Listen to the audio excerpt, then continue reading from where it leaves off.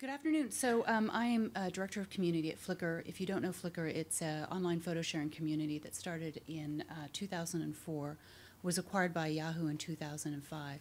We've got roughly 42 million members, 4.2, close to 4.3 billion photos, and we have roughly 3.5 million new photos uploaded every day.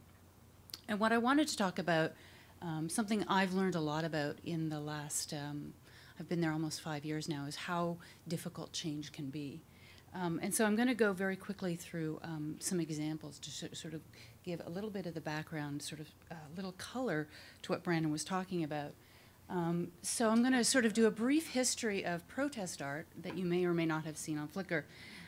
This is from February 2007, when we finally announced that what were considered old school members who logged in via an email address would have to associate their account with a Yahoo ID. These are two pieces of art. What I think I love most about these things when it happened is how people look at company brand and repurpose it. So you're going to see a few examples of this.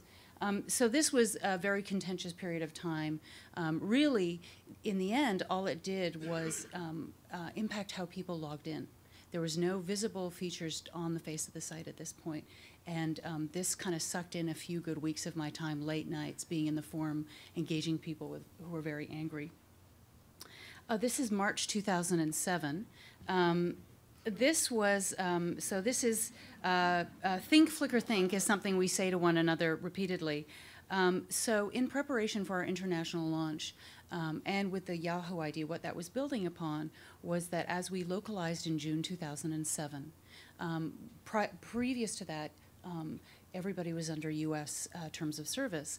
We localized in 15 countries and therefore had to become compliant with local laws.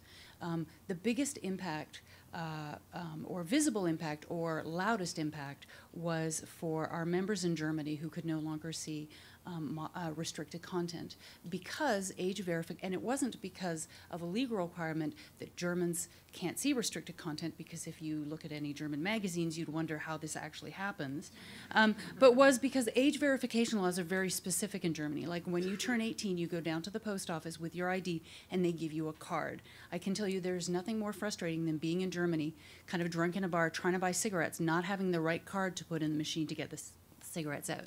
And I had that happen. So we had this sort of incredible experience. And really at the root of this, what was really interesting was Flickr was roughly 48% American at that point. There were other regions in the world, but they'd all been under U.S. Terms of Service. It was a lot of, even though sites are global, once you start bringing in regional rules and regulations, the landscape really changes, and it's really hard for Americans. And I remember our lawyer for it sort of kicking back and putting his hands behind his head, saying, you know, God bless the U.S. Constitution. As a Canadian, I found that really strange until it started to play out. Sort of given some of the things that are baked into the Constitution that don't exist anywhere else, had a real world sort of face. What's interesting about this, though, was while Germans couldn't see restricted content, we also had members in Korea, Hong Kong, and Taiwan who couldn't see it either, and there wasn't a word that came out of the Asian regions. Culturally, it was much more understandable. They knew what was going on, and I guess the Americans didn't love them as much. This is the most intriguing one to me. So I woke up one morning in February. I'd heard of, you know, like there's this rumor that Microsoft is going to buy Yahoo, and I'm like, this isn't, this isn't going to be a problem at all. And I was actually speaking at a conference. I got in the car, and I was listening to NPR, and Forum came on, and it was the whole hour as I'm driving to this conference was, oh my God, what happens if Microsoft buys Yahoo? And so I sort of turned it off. So this is a perceived change. This has nothing to do with reality. This is, we don't know what's going to happen. Even if it was going to happen, it would take years. It would have to go in front of the courts because of the monopoly situations, all these things. It's a perceived change. There's no reality. And again, I think my favorite one is the Leave Flickr Alone. That was right after the Leave Britney Alone business. And so, again, this is a series of creative that was created. This is April 2008, after we launched video. there are many, many more of these. And really what it came down to was keep Flickr still. It's really interesting because, you know, we, and I'll talk a little bit later about what we do when we're launching things. But Stuart Butterfield, who was one of the co-founders, for him, Flickr was a place where he could share what was going on in his life with his grandmother. That was his bottom line in terms of what was going on.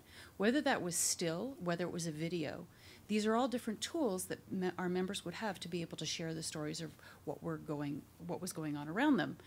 What we didn't realize is apparently, unbeknownst to us, that Flickr became this still photography site for like really awesome photo enthusiasts, all who use HDR way too much. And it was just like, you know, I didn't know that. Nobody had bothered to send me the memo. And it was really interesting. I think part of this is the incredible shadow that YouTube has sort of laid across the web in terms of what people think of video. So this was a rather exciting time. And then this is the last one. What this is in reference to, and I probably should have done the contrasting one so you could understand, is that in September of 2009 was the first time that we actually moved the Yahoo logo from the bottom of the page to the top of the page, and now it says Flickr from Yahoo. What I love about this clip art is somebody has sort of taken the first part of the Flickr logo that is blue, and then the R that is red, and then the from Yahoo, and turned it into this little purple puddle of poop, which I think is kind of interesting.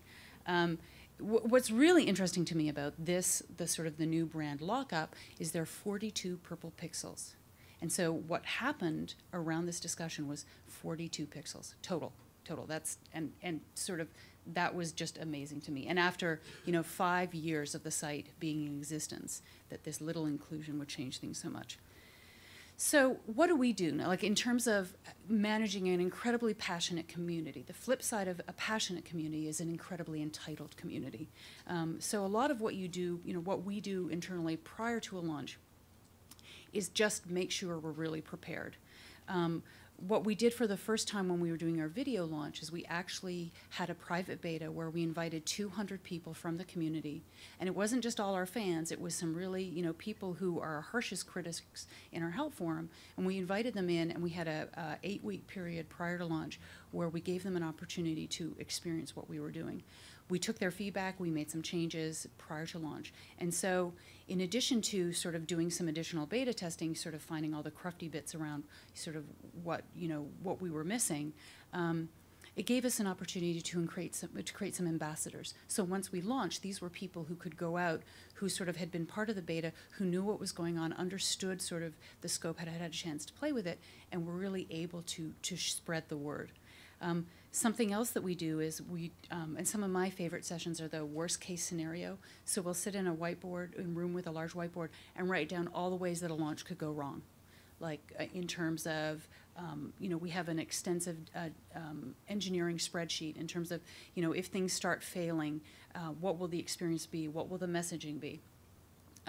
If people, you know, how do we think people won't like it? And what we'll try to do is then weave that back into our launch messaging, so that we can sort of try and be as transparent as possible about what we're doing it, and hopefully trying to address some of the objectives. Typically there's something we'll miss, and we'll always be like completely blown away, like that was the thing. Like with regards to video, the fact that it was still photography. And then really I think what is most important, and if you have multiple people who are representing the team in a public arena, you need to make sure that all of the people who are engaging understand what the messaging is, really have bought into what that messaging is, and sort of have like promised on pain of death not to sort of go beyond that. And that can go really wrong. Like if you have somebody who understands sort of what it is, but then goes into a public forum and starts making promises when they're starting to stray from the messaging, that can become really problematic. And I've had to sort of periodically block my fellow staff members out of the forum and sort of retrain them on what isn't appropriate. And you know, only one time that was like a lawyer calling me. Like most of the time I catch it, but like when the lawyers call me to say, you know, like, hey, what about the blah blah? It's never good. So spend a lot of time preparing ahead of time. Another thing is feedback has a life cycle. Essentially, once you do a launch, what the feedback you're going to get in the first 24 to 48 hours is the fact that something has changed. That has nothing to do with what you've done. It's changed. So like, who moved my cheese?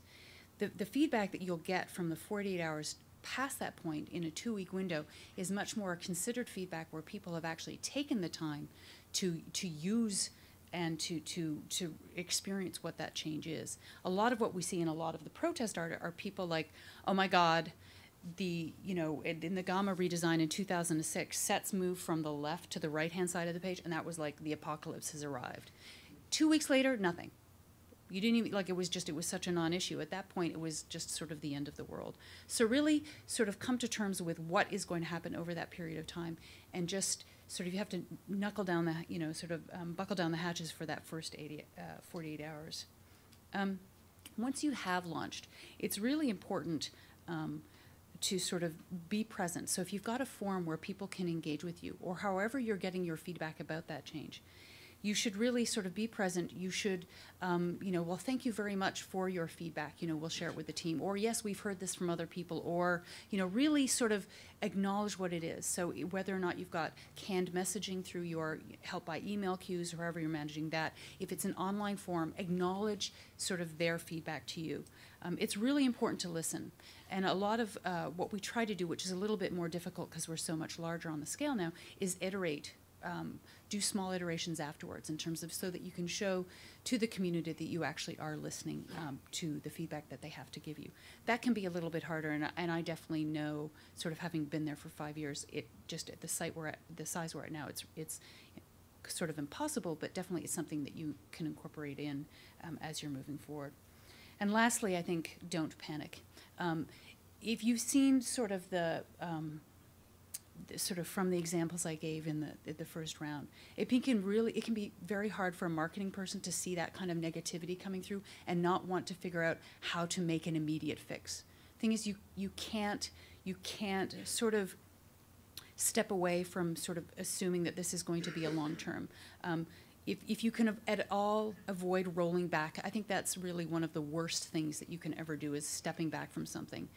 It kind of then shifts the power balance in terms of the expectations moving forward. There may be a reason you not have to do it this time, but it is going to really sort of mess with everything that comes after that, because I always think, well, you rolled it back last time, why aren't you rolling it back this time?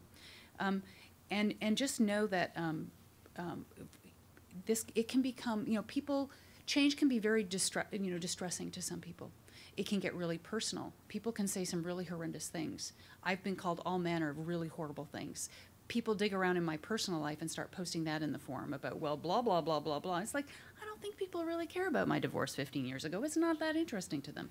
But it's just understanding this is part of the process. And so really, I think, just try and sort of, group hugs daily with the team, everybody who's going through this, to understand that this is part of the process. And if you can make it through that first 48-hour period, the start of the feedback that you get after that is so much more constructive, and can really build a better product, because you're actually getting feedback that's kind of beyond, the how you as a team may use your product, but actually how your really engaged members use it as well.